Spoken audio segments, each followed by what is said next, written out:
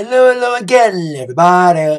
Zach Attack is here with the Atak Sportz for this Monday, January 26th, 2015. Hope everyone had a great weekend. But if you're a UFC or WWE fan, it was kind of a mixed weekend with a disappointing UFC fight night, which I'll get to in a second. And also getting to in a second, the controversy of last night's Royal Rumble. And usually I begin Atak Sportz with football news. Well, the Pro Bowl happened, but nobody cared. Pro Bowl and All-Star games, we don't care. All we care about is next Sunday the Super Bowl, Seahawks against Pats, as Deflate goes on. Now let's get on down to fighting sports. First things first, UFC. Now, UFC events to me have been disappointing lately. The last 3 UFCs, including the Fox television events, have gone the same way. The undercard's horrible, and the main event's the only redeeming point of the entire card. In this case, the main event of this past Saturday's card was great, but it didn't redeem the entire card. It was too fucking quick. And it's been happening. The pay-per-views have been disappointing me lately. If you saw my UFC pay-per-view review for UFC 1 and 2, you heard me say that there's not much excitement lately in UFC. The pay-per-views have lacked excitement. Most of the Fox Sports events I've seen were exciting, besides the last 2. This past Sunday, the main event was the only good part of the Seaver-McGregor match. Hyping all that stuff, McGregor. And this past Saturday, the main event was a good part, but it ended too short. Of course, it was in Stockholm, and their #1 son, Alexander Gustafsson, took on Anthony Rumble Johnson. And Gustafsson knew that he was probably going to get another shot against Bonesy. But if he wanted it, he needed to step up against Johnson. And the fight was pretty exciting. More exciting than any of the entire fucking card. But the disappointment was it lasted only 2 minutes. With a quick TKO from Anthony Rumble Johnson, got a big punch in. I even heard later on there was an unintentional headbutt right before he knocked him out. So that might have helped a little bit. But it was still an exciting fight. But I wish it ran longer, especially you had 3 first-round knockouts. And one that was very questionable. That was the co-main event. In the middleweight division, of course, the main was light heavyweight, with Gegard Mousasi taking on Dan Henderson. Now, the stoppage was very controversial. Some thought it was too early. I thought it was too early, too. And some people thought it was the right decision. Even Dana White thought it was the right decision. But mostly people calling it bullshit. They should let it go on longer. Despite Dan Henderson needing to retire because he's old. But hey, you know, want to go at it one more time, but we'll see what happens in the future. I bet you rematch will happen because of this controversial ending. Meanwhile, you had Ryan Bader against Phil Davis in light heavyweight division. This kind of reminded me of the Cerrone Henderson Benson Henderson match this past Sunday night. They didn't hit each other, or as I like to call it, a fight not to lose fight. Fight not to lose means you just dance around each other for 3 rounds and don't hit each other much. No wonder why it was a split decision. Like what happened with Benson and Cerrone. And same thing. Ryan Bader won. People thought Davis had won. But hey, something's going when you don't fight for 5 minutes each round, you know? Then you had Sam Cecilia taking out Akira Kawasani. And that was a first round KO. And it was a great knockout punch, by the way. So there you go. So a little bit disappointing UFC. Now, TNA, I haven't commented about TNA in a while because it's been on Fridays, you know, since it moved to its new network. I still watch Impact, but I don't make my reviews because I don't like making reviews for things I watch DVR. I like making reviews for things I watch live, not on DVR. So last couple weeks in TNA, we had Bobby Roode losing the world title, Bobby Lashley, thanks to the Beatdown Clan and Eric Young turning heel. That came out of nowhere. And I think I kind of dig it because Eric Young's been at the comedy foil for so long. He was a great heel when he was the leader of World Elite. I hope he does well as a heel. And he's a psycho heel. I think that could work. As an unofficial associate of the Beatdown Clan with Samoa Joe and Low Ki joining. And Low Ki's the X-Division champion. And Bobby Lashley didn't like the way he won. So he got beat down by the Beatdown Clan. He's no longer part of the Beatdown Clan. He's targeted. He even got the belt stolen from MVP. Ended up being a big fight this past Friday in New York. Great fight segment at Impact.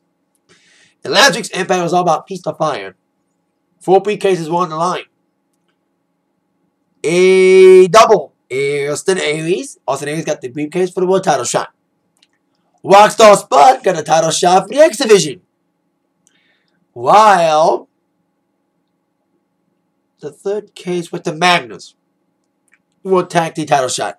Even though he grabbed the case under his partner Bram, they could kiss and make up because it's tag team title, not a world title shot. So I think Bram would have been more jealous if Magnus grabbed the world title case. And then Will RBE grabbed the last case. I thought he'd be fired. But officially, Velvet Sky helped him get the case, and Velvet Sky had possession. So Velvet Sky got fired. Now, I thought it was a storyline, but it is real. Velvet Sky's contract went expired. No wonder why she was happy for her boyfriend, Bubba Bully Ray, going back to WWE last night in Royal Rumble. Get to that in a second.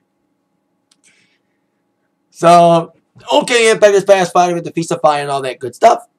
And Awesome Kong's back. I cannot believe she's back. She's going to have a showdown with Havoc. That should be intriguing. They had the first physical confrontation this past Friday. So I can't see that going down the line. So there you go.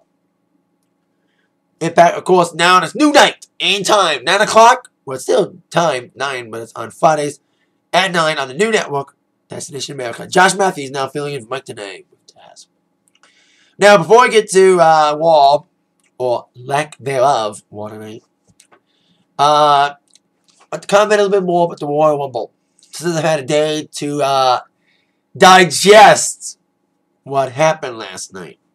Now, I said on the review of Royal Rumble, which is on this channel, that fans booed because of one or two reasons. Because they didn't like the fact Roman Reigns was like the guy who was supposed to win, and they didn't want Roman Reigns to win. They wanted D-Bar to win. I don't think they wanted D-Bar to win, per se. It is my point. They didn't boo because D-Bar didn't win. They booed because he wasn't in long enough. He was only in the match for like 5 minutes. Just think about it for a second. All these fans, D-Bar fans, paid about maybe like $50 for the cheap, most expensive ticket. You know, especially $300 for the pay-per-view tickets. They're more expensive. You come to see your favorite guy, and your number one guy is like D-Bar, and you only see him for like 5 minutes. Same if Ambrose and Ziggler were in the Rumble match that long. Even if Ambrose was in the Final Four. But it was in the Final Four, Big Show and Kane. You know what I mean? And I have nothing against Roman Reigns. I like Roman Reigns, but it's just the way he's being booked, being shoved down our throats, like being forced, like us being forced to like him, isn't a good thing. Even when Rock came out, it didn't help. You know? I just want to try to elaborate a little more about my comments since I've had a day to digest it all. You know? A lot of people, I said this on my Royal Rumble review last night, that a lot of people were going to cancel WWE Network. Boy, oh boy, was I right, but I didn't know it was going to be that bad. It was going to be trending on Twitter, cancel WWE Network, and then the cancellation page crashed. This is what happens. Somebody fucks up what's not good for business. So there you go. Like, there's nothing against Reigns, and I even said this, and a lot of other people agree with my prediction. I saw it on Facebook last night. That a lot of people agree with my prediction that Seth Rollins should cash in Money in the Bank at WrestleMania when Roman Reigns, and if Roman Reigns defeats Brock Lesnar at WrestleMania for the world title. So 2 other people agree with me on Facebook. So I'm like, yeah, I'm not the only one who thought the same. So there you go. So we'll see what goes down the line as we go towards. It's going to be a long road to WrestleMania. WWE's got to do something drastic. Let's see if that happens on tonight's Raw. And links my Raw preview tonight. Wait a minute. We have no Raw tonight. Well, kind of.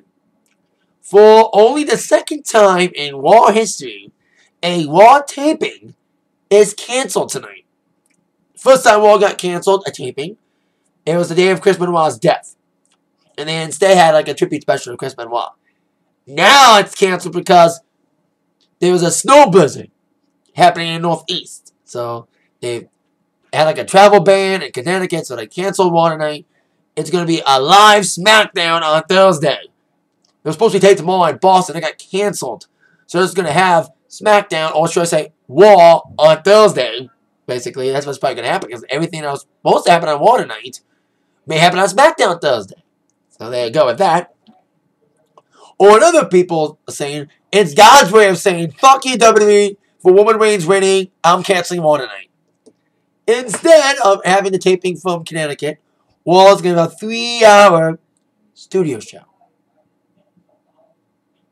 That's right. They're going to broadcast from Stamford, Connecticut.